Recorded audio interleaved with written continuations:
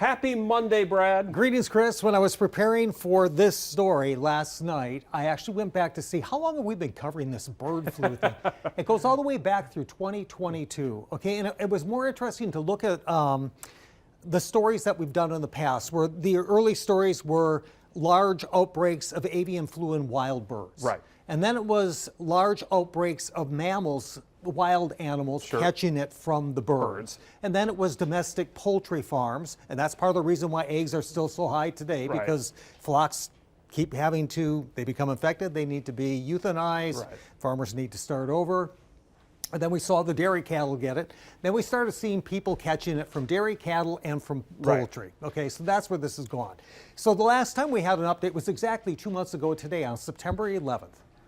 We did the update because at that point in time, there had been 14 humans here in the United States that were infected from either dairy cattle or from poultry. So here's the new headline, if the computer cooperates, because I saw this. Now that in just 2 months, it has risen from 14 to 46, okay? And here's the map from the CDC, and most of these new infections are from California and Washington. In fact, 21 cases in California, workers caught from dairy cattle.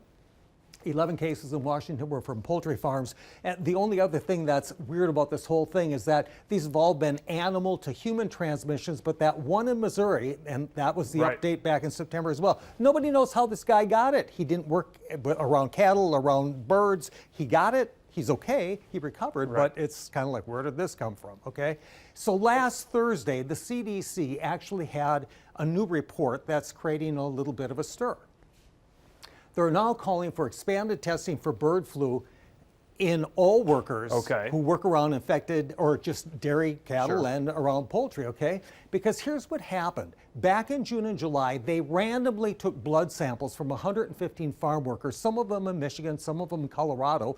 And of the 115, the blood work showed that 8 of them tested positive for antibodies to the bird flu, 4 of which never knew it. They were totally asymptomatic. The other 4 said, oh yeah, I did have kind of a runny nose or some sniffles or had a little bit of a cough, but nothing serious, okay?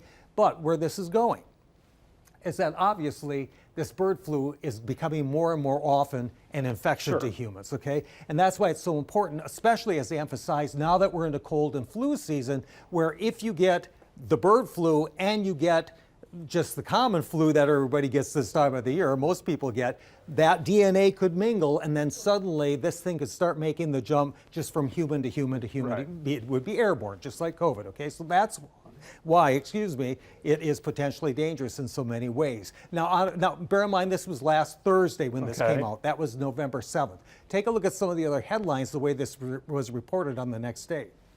On the 8th, last Friday, bird flu is evolving to better infect mammals, CDC study suggests. That's the study we just saw.